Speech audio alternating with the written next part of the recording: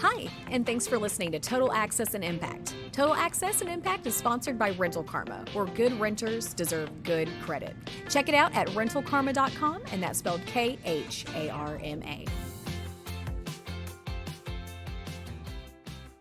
Hello, everybody. Welcome again to another episode of Total Access and Impact with your hosts, Wendy Massingale. Hi, Wendy. Hello. And Colin Canizares. We are from Rental Karma. Today is the 5th of April. The eclipse is coming up soon. If you haven't made plans, I'm still on the fence. I don't know about you, Wendy. Are you going to drive up? You got a shorter drive. I think the last one was pretty epic. I think I'm just going to keep that one in my memory. No, you were in the path of totality? The last one, was it Fort 16? Yeah. That one that we had like 4 or 5 years ago? Yeah. Oh, yeah. It was awesome. I still remember Wow. the sun looking like snakes on the pavement. It was really cool. Oh, wow. Cool. Yeah. I've never been in the path before. And we're thinking of doing a little road trip Sunday to see, but we're kind of waiting to see what the weather is, because if it's going to be cloudy in that range area you drive to, it's not worth doing it. But Oh, yeah. we'll see. So if you're doing it, hope you enjoy yourselves. Be safe out there. Like 4 million people traveling to go see this thing. Yeah, I checked airplane tickets and I'm like, that's way too risky for not knowing what the weather's going to be, because the tickets were like thousands of dollars. I'm like, yeah, and good luck even thinking about getting a hotel. Yeah, I'm like, I got a 15-year-old with a learner's permit that could get some practice time on the highway, and Dad wouldn't have to drive as much. I'm like, that might not be too bad. So Sweet, we'll go from there. All right, today's subject, the interest of interest. One of those words I think a lot of people like to avoid. Feels like it. Wendy, is that, you go get a car loan and somebody says, did you get a good interest rate? And then you're kind of like scraping going, I'm really not sure what it was. I've asked that question to folks and they're like, I'm really not sure what it is. And it's like, seems to me if you don't know what your major purchases interest rates are on things, that's maybe a problem. I know my car is 4.85 or right at it. So, and it was used. Okay. Pretty good, but not 25, right? Because that would make it a really expensive. I would be probably repoed if it was at 25, because that'd be an expensive payment. Couldn't afford it. But what we're going to do is Wendy's going to guide us through the different types of interest. And we're going to talk about the practical, take the confusion out of it, keep it simple, and let you understand where those kinds of interest, how it's applied in our daily lives, because that's what really matters at the end of the day, right? So, Wendy, the first one on the list here says explaining APR. Why don't you take that one? Absolutely. So, as like Cullen just said, interest can be a little scary. And so we hear about different interest rates all the time, whether it be this kind or this kind, and you just really may not know. So we're going to try and make it interesting for you. So pun intended. Very pun intended. To kind of explain these things. So, like, first off, one of the things that we hear most typically in finance terms is just the term APR. Okay. So APR, pretty much all that means is annual percentage rate. And it's just the measure of the interest rate you pay plus additional fees on top of that. So, it's not APR isn't necessarily your interest rate that you're paying. There's other factors that go into making your APR. But we hear about it a lot. And so if you see like, oh, that has 300% APR, that could be, 100% interest plus whatever many payments. So I know it's not that exciting, but no, pretty much interest, which is basically interest, is just the cost you pay to loan money. And so APR is just kind of like that amount plus the fees, and it's just shown in a percentage just to make it a little bit more easy for the eye to understand. And it's also what you get when you're saving money on the flip side, which is actually the end goal, right? Yeah. The end goal, as old Sir David Ramsey would say, is, to have zero debt and have savings, and you're getting paid the interest and you're not paying any. Absolutely. But we all understand that is a hard place to get to, and you got to take crawl, walk, run to get to where you need to. And every once in a while, I believe leveraging credit to get a good car loan, for example, so that you can get to a better job that pays more money, whatever the case may be, is actually a pretty good decision. When you don't have any other alternatives, because the beater down at the used car lot, maybe you got the great job and you went down there and you saved some money and bought something, but if it doesn't get to work because you're on the side of the highway with your thumb out, that's a problem, right? Mhm. Okay. Well, let's dive into the next one here on the list, which is simple interest. What is it, Wendy, and how does it work? And most importantly, where do we see that in our financial life? Absolutely. So simple interest is also called regular interest. And pretty much this is interest charged in a set percentage based on a principal loan amount or the base loan amount. If you hear the term principal, it's not talking about the big guy up in the office when you were in school. It's talking about the actual amount that you originally loaned on a product. So for example, say you have a 20% interest rate on a $5,000 loan. Well, the $5,000 is your principal. The $1,000 is how much you'd be paying in interest for that 20%. So it'd be like $6,000 total. You see this in loans, mortgages, pretty much just standard basic loan types. Mm-hmm. Also, like payday loans and things like that. They use simple interest to calculate their like annual percentage rates. However, they're a bunch of dirty liars. And they use the APR kind of loophole to make it look like their rates are like better, because they'll say, "Oh, your loan is only an X amount of interest rate," but then they throw in those like gigantic fees on top of it. So Mm-hmm. you're not actually paying 100% interest rate. You're actually paying a 261% interest rate just because of those extra fees. But anywho, the predatory lenders, or just really any lender, and also mortgages, those are typically the ones that use just Okay. basic simple interest, the easiest to calculate, just the And absolute for easiest to calculate. memory's sake, for all of us, payday loans is in fact one of the wolves of Main Street, correct? Mhm. Oh, So if you one of the haven't seen that episode, click to the next episode and you'll go see it. There's a two-parter. Yes, there's that many wolves you got to be aware of, and understanding the basics of the math behind it, makes it just a little more in depth on why we don't want to go there, right? But absolutely. yeah, I think the one that makes the most simple is the personal loan you made the example of there, and obviously then I think a mortgage, Mhm. to go through that section. Okay. I think also a note, just guys see one here on our show notes. Use interest rate calculators, folks. They're educational. Okay. Go in, and a lot of times the dirty little secrets, they hide them. Okay. I use one.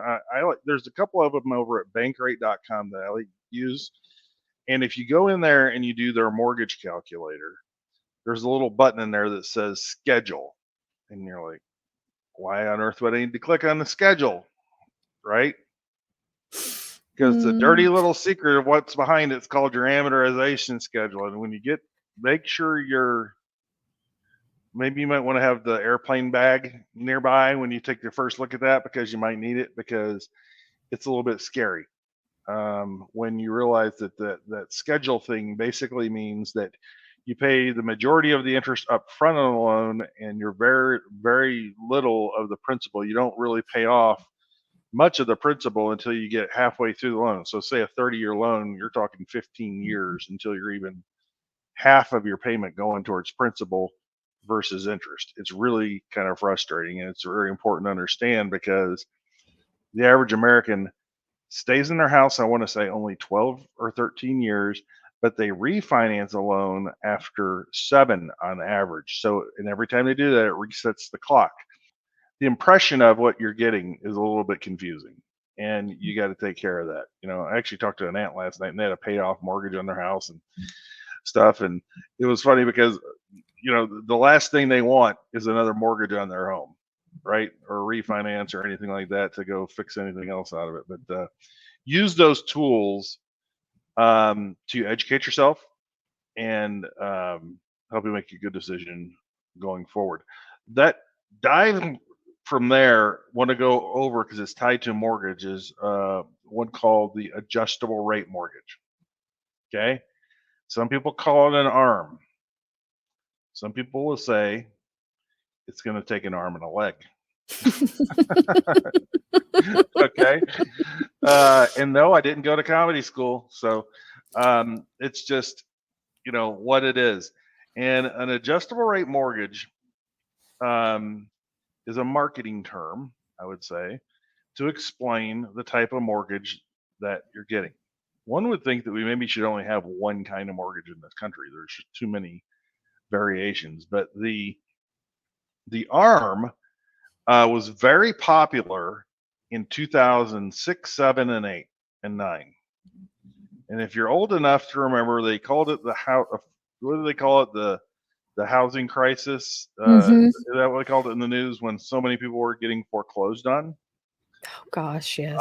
It was in the millions, and the backlog at the courts for bankruptcy and foreclosure filings, it's normally like 3 months, and it was like turning into 2 years because so many people were in that situation. But what is very simple: adjustable rate. So if interest rates go up, the interest rate on your mortgage can go up with it, which means your payment can go up with it. And the flip side, if rates go down, your adjustable rate mortgage can or supposed to be able to go down also. But I did read here just this morning that they actually put lev floors in there so that they can't really go as low as the rates may go. So they don't cap it on the high end, but they cap you on the bottom side. I literally just read this, Wendy, before we were talking about this. And That's I'm awful. like, it is, because it's like you can have your cake, but you can't eat it. Whatever thinking Yeah. about there. But it's really sort of frustrating. But it did say in there's some pros and cons of an ARM. Okay. Mhm. But I would tell you to just simply ask yourself this. In the last 20 years, how many things have you seen in our world have a drastic change and things have gone way up, way down, and been kind of crazy? I'm old Mhm. enough that in 2000, I remember when the stock market crashed and a bunch of people lost telecommunications jobs and their millions were out, and it was really tough then, right? Mhm. Everybody remember COVID, okay? Unpredictable. There it happened, and within months, within weeks, things were going crazy.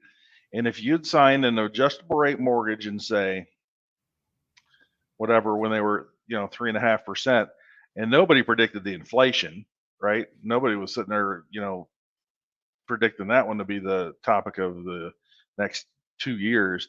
But that effect, if you had gotten your rate at an ARM at 3.5%, which would have been crazy because you should have gotten a locked mortgage at that low of a rate. But if Mhm. you did, when rates kept going up in the next year and a half, you are definitely, it's a miracle if you don't lose your house. An Yeah. absolute miracle, because you're talking about your mortgage payment doubling or tripling, and you're not being able to stay in it and afford it. But they do market it, and I remember when back in that 2008 era, we were getting a mortgage, and the mortgage person was pushy about trying to push us into an ARM, and Mhm. his pitch was, Colin, you guys are going to make more money next year, right? In the year after, right?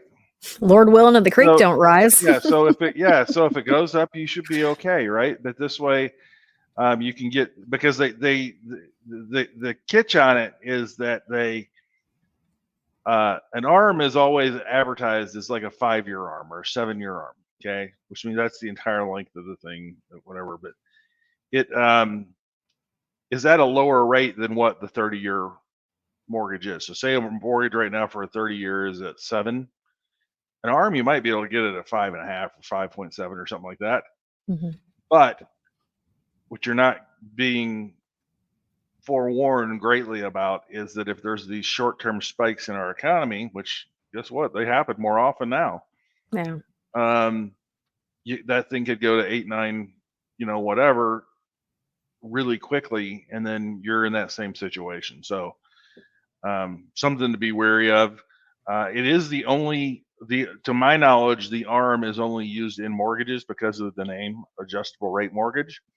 Now maybe if you know any, share with us. I don't know. Are there any other adjustable rate loans that you're aware of? I could say a credit card has a function or a feature sometimes that I've seen where if, say, you have a introductory balance, or not balance, but interest rate, come on over and do a balance transfer, whatever, 0% for 18 months or whatever. But I think if you read the fine print on most of those agreements, if you miss one payment, talking, I think it's even a day late, not 30 days late, they automatically will set you to the default rate for the credit card.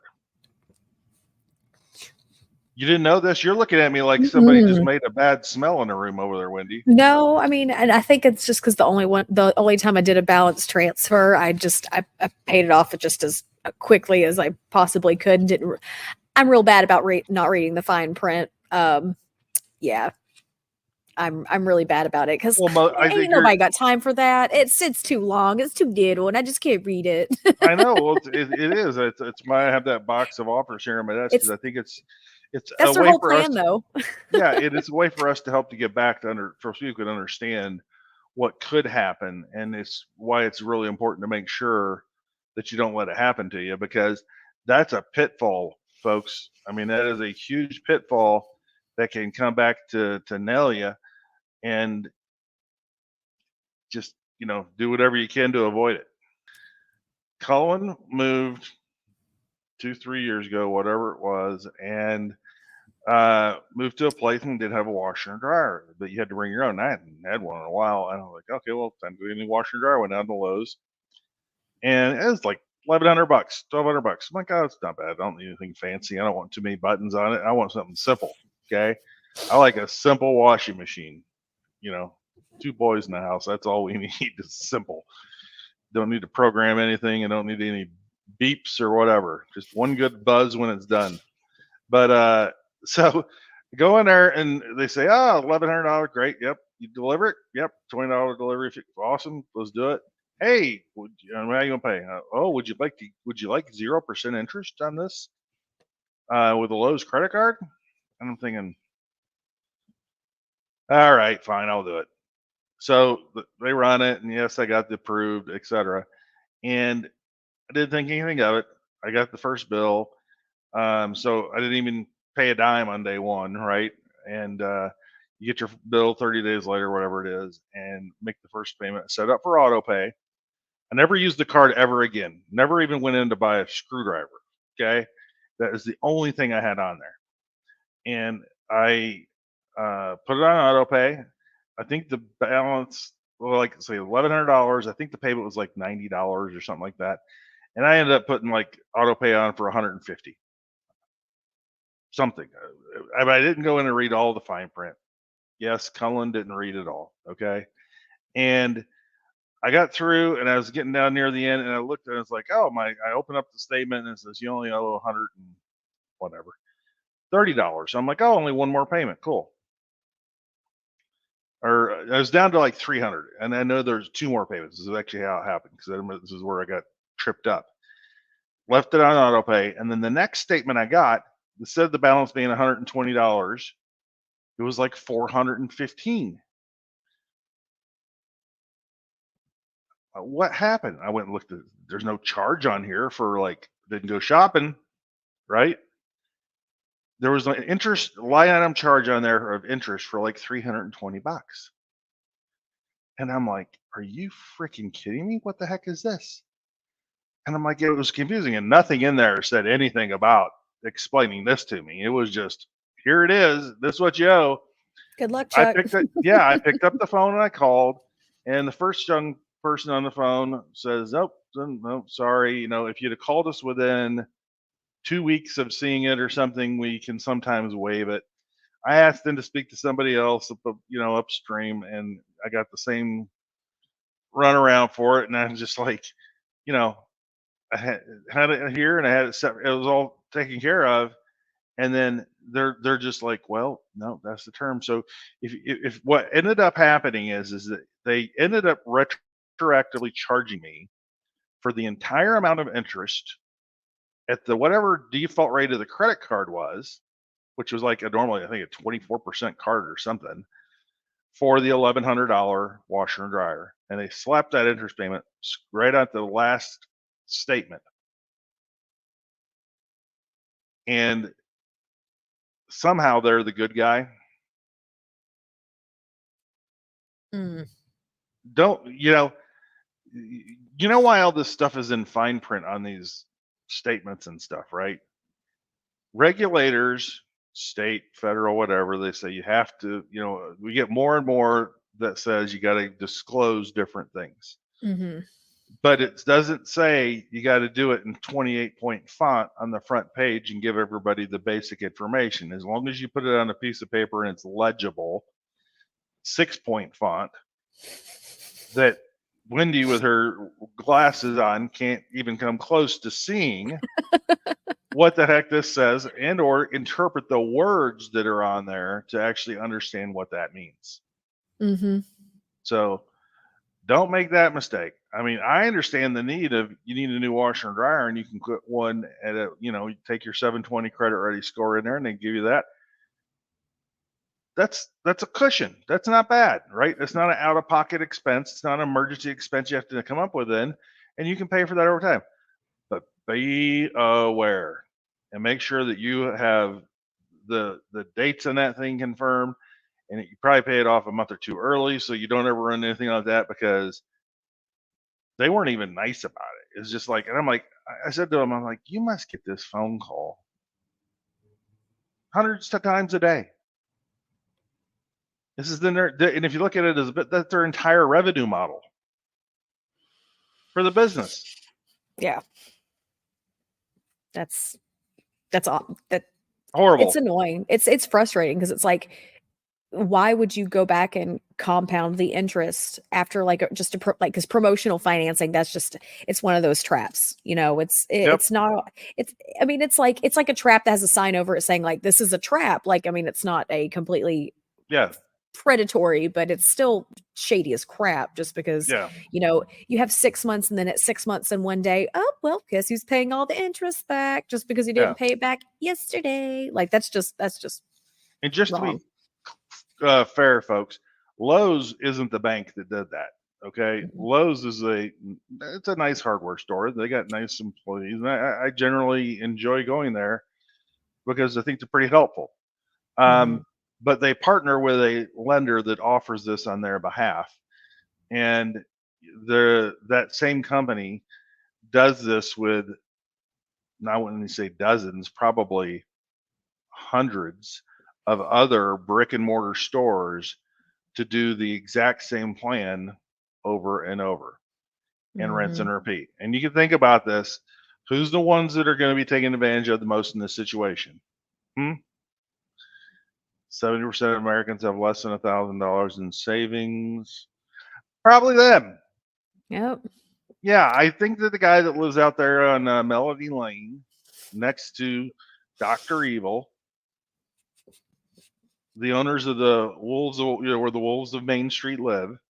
No, they're walking in there paying with cash. Your cash, actually. Yeah. They don't get caught into that because it's not necessary, but it's designed with reason. And it's an easy target, is all I can say. Yeah, no, it's like I don't know if they think like us poor folk are just like too stupid or just have no other options, but they're just like, oh, we'll just do whatever. But because we put it on a piece of paper, that makes us a legal eagle. But it's frustrating because it's like the people who have to use these products are the people who have no other choice but to use those products because they can't afford anything else. And it's really sad. It's a perfectly designed thing.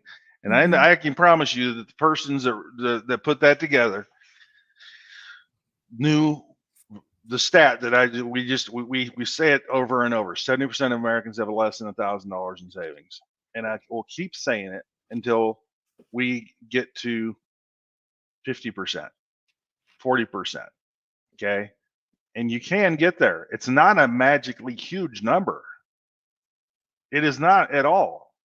In just making good decisions and avoiding the pitfalls. Uh, at the age of 51, I've made 3 pitfalls in the last 6 years that I can remember of, that being one of them. Mhm.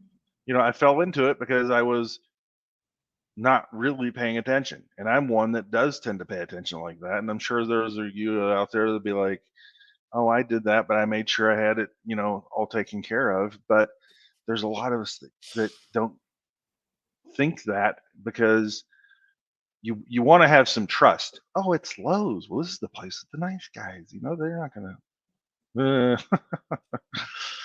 Okay. Well, moving on. Compound interest. Wendy, Well, dive into that. well, compound interest is interest on interest. I know that's just too much interest. But this in situations like this is where we see it with credit cards, student loans, very rare on mortgages, but mostly it's credit cards and student loans. But pretty much what this is when interest is applied to both the principal initial amount and the accumulated interest made off of the previous periods. And again, like credit cards. So say you put $1,000 on your credit card and you have a 20% interest rate. Well, that's going to be, set to, yeah, $200. Yeah, $200. So your interest would be like $1,200. Mm-hmm. And then if you say you only pay the minimum payment, we'll just say it's 1,100. Well, the next billing cycle, you're not paying interest on the original 1,000 minus your payment. You're paying on what's left over. And so it just keeps adding up and adding up and adding up. So this is when you're pretty much just compounding what you still owe plus the interest plus more interest, the next year plus more interest, next year plus more interest. So it's essentially like interest on interest. And depending on the loan, depends on how often that interest is actually calculated. Interest can be calculated daily, weekly, monthly. It just kind of depends on what the product is. Of course, credit cards monthly. But if you have, this is also where it works as well is with savings accounts. Now, this is when it's good because you're on the receiving end of the interest. Mm-hmm. Like with this example, if you borrow $100 and with 5% interest, just simple interest, you'd be spending $150 after 10 years. Now, if you had a compounding interest, say you put $100 in your savings account and you have a 5% interest rate that's paid to you and it compounds every year. After 10 years, you would have 162.89 in your account instead of 150 because the interest was compounding year after year. Yeah. So when you're on the receiving end, it's great. But if you're not on the receiving end, it can get expensive. Yeah. Pretty quick. So going back to that Lowe's example, right? When they slapped that extra $300 something on there, it put the balance to like 400 or whatever the number was, just for easy math. The principal was already essentially paid, right? But had I not paid that in full, the next month there would have been whatever 25% APR on the 400 added on. That interest then the next month is included in the total balance, and that same rate applied. So it would just keep growing and growing and growing. And that's why a lot of people see paying the minimum payment on a credit card, even if it's a $500 credit card, is designed to not bring the balance down at the end of the day, is what it is being. And that's why one of the regulations that came out, I don't know, it was years ago, where credit card companies were required to put on there in a little box, so at least it pops out a little bit, but it says If you pay only the minimum payment, it'll take you X amount of time to pay it off. Have you ever seen the number that's next to that? Okay, my story time. So on my Discover card, um, I so I had to put like $3,000 on my Discover card and let it kind of sit for the last few months. I've been Yep. aggressively trying to pay that off because I saw that dang box because it told me like if you make your Oh, $25 a month interest payment, it's going to take you 18.9 years to pay it that's off. And I it. was like, I'm gonna throw up. Like I could not believe that like my $3,000 balance, me paying $25, like just my minimum balance 20 or minimum payment $25. It was gonna take me it's gonna take an entire person's childhood amount of Yeah. time to pay off that dang credit card. Like Yeah. no, no. So I'm like shaking shoes, getting money out of him, just throwing it at that card because Yeah. I'm like, I am not going to spend the next 18 years of my life being like, Discover, I bow to thee. I'm not going to do it. I'm not going to do it. Yeah. It's pretty brutal. Yeah. That's tied to boy, that's a bad. So that's where it happens with a credit card, right, folks? Um, and there's a reason that the stat. Here's another one for you.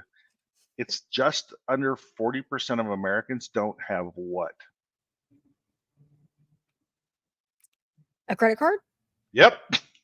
Ding, ding, ding. But here's the catch 22. If you need to have a credit score for any major purchase to buy a car because you can't pay cash and you do need a warranty in case it breaks, that's, and I'm saying manufacturer's warranty, not extended stuff. Okay. Mm-mm. Um, Hyundai, 10,000 miles or 10 years. Pretty dang good, right? Mhm. I had one. I never had a dang problem with the thing the entire time. Didn't even have to use it. But I knew that if I needed it, it was there, right? Yeah. The dirty secret here of the credit card thing is because so many people don't have one, that artificially deflates credit scores across the board for 40% of Americans. Because Mhm. this thing called the credit score, the three little digits that control our life, um, if you don't have a credit card, it's like skipping 30% of the test. Let's go back to high school, senior year, getting ready to get that 4.0 going. All you overachievers out there that we see all the time coming around karma. And then they go in and there's 100 questions on the math test. That's a lot of questions, by the way, on the math test. But let's imagine that you decided to skip the first 30. I ask people this and they laugh. They go, no, I would never do that. Well, of course you wouldn't. But if you think about the credit score on the 0 to 100, we've talked about this in another episode, but I'm doing it because it's tied to this credit card thing. Mhm. It's like skipping the first 30 questions because 30% of a credit score is made up of how you use a credit card. Okay. So if you don't have one, the best score you're ever going to get in credit, think about it, is basically a C minus. Okay.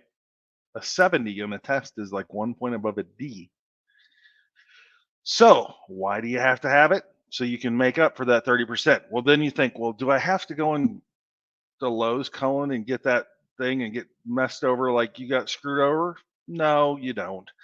Do you have Mm-mm. to put $1,000 a month? You have to have a $5,000 credit limit, and you have to, use 1,000 of it, or just keep spending to get a better score? Nope. Mm-mm. It's only the fact that you have one and how long you've had it helps. The longer you have it, the better. But I Mhm. tell people daily, it's easy. Everybody that I know of has some sort of subscription service. It's Netflix because we all cut the cord on the cable, right? Spotify, one of those things like that. If you want to put your cell phone bill on there, put that on there and just simply put it on auto pay. Take the card and put it in the glove box of your car because it is an emergency fund. If you really have to use that for the battery or whatever, it's there. But if you just do that one simple step, you get the extra 30% on your score. And that's huge. It will take people from a 640 to a 700 within months, you know? So I'm we're down on the fact that the card companies do things the way they do with all the fine print, and they keep you, there's a, I think of the Wizard of Oz and the curtain. Mm-hmm.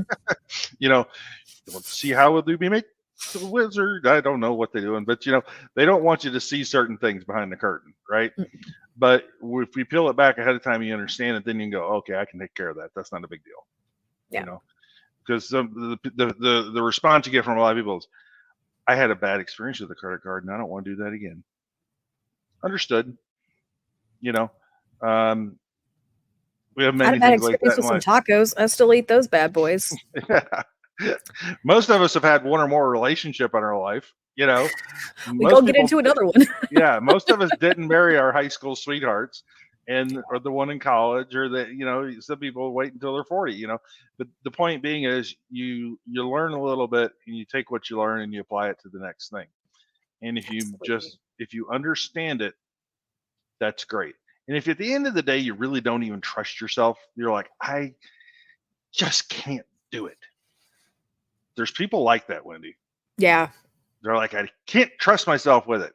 I'm going to go shopping and I'm just going to run it up. Okay. Call mom or dad, your brother, your sister, somebody, and have them add you as an authorized user on one of their old cards. And you get the exact same benefit out of it. Okay. Mm-hmm. And then if you have your one card yourself, just get the card and cut it up. But put the one thing on there and put it on auto pay, because just having it, if you the other dirty little secret in the credit world, if you have an open account but you have a zero balance and you haven't been using the account for a long time, be aware that creditors, credit card companies, whomever, will in fact close those accounts, and they do it on a daily basis. They have systems that go through and scrub accounts and send out a notice and saying, due to inactivity, we're closing your account. Mm-hmm. And if you have an old card that's 10 years old that's been building up your score, they had zero responsibility for your credit score. And the fact that action of closing one 10-year-old credit card, if that was the only one you had or one of two, it could hammer your credit score. Yeah. And you wake up and you're like, what happened? We talk to people like that all the time. They're like, I don't know what happened. It's confusing, I mean, and my first credit card, I got it from a credit union. And, so you don't even have to go to the big, popular credit card companies for your first credit card. Call your local bank or credit union. Just let them know, hey, I'm trying to start building my credit. Credit unions, literally what they're for is to help get you financially to where you need to be. And so if you do want to actually open a credit card, now I did have to have a cosigner on mine because I was 18, didn't have credit or anything. But, I went to a credit union, got my first credit card, and I had that one for 5 or 6 years. I mean, and it was, now I stupidly closed it because I didn't know the impact. Didn't know that.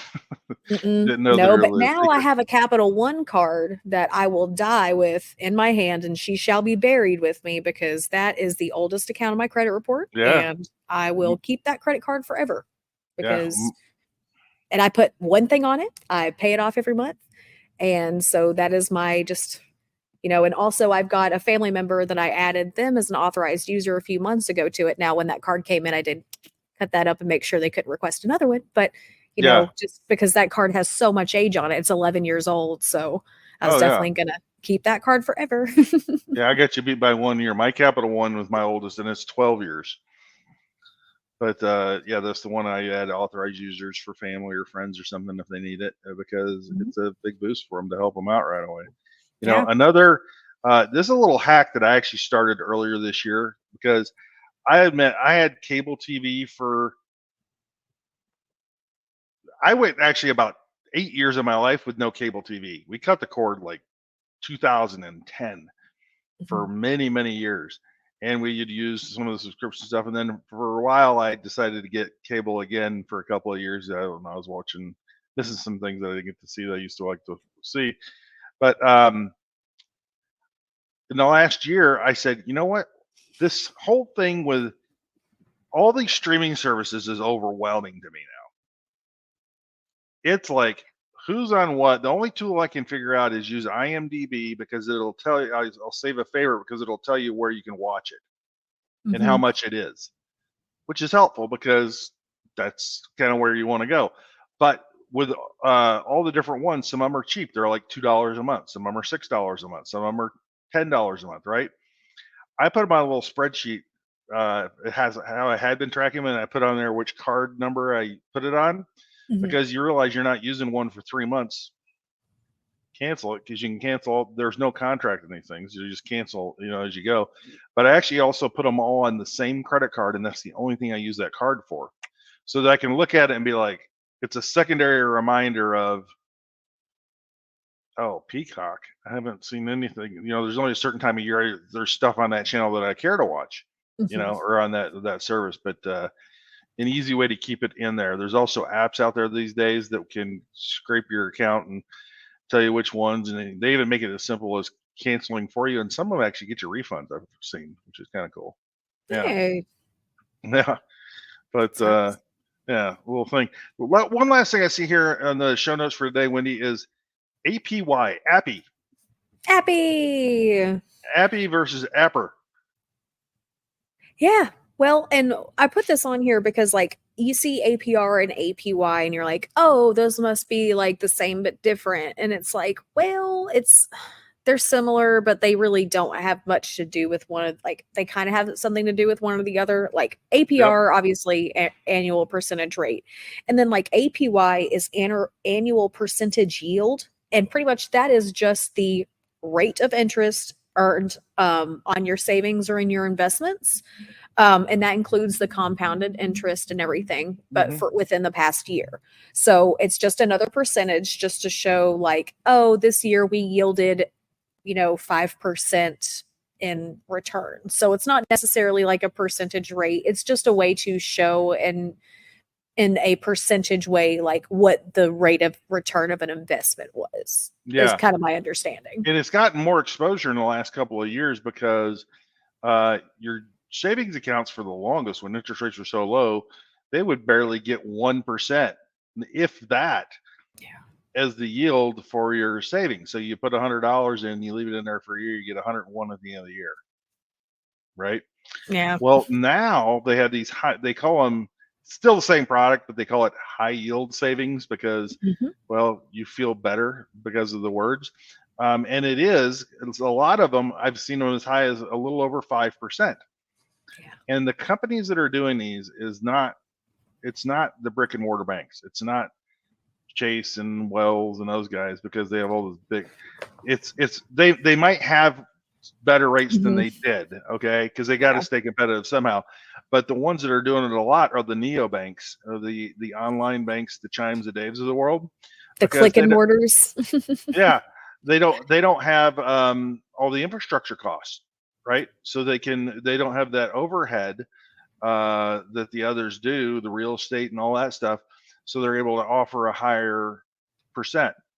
And if you think about inflation going up and things like that, 5% still not keeping pace with that, but it's better than zero or Yeah. 1%. So at least cuts, sort of stops some of the bleed.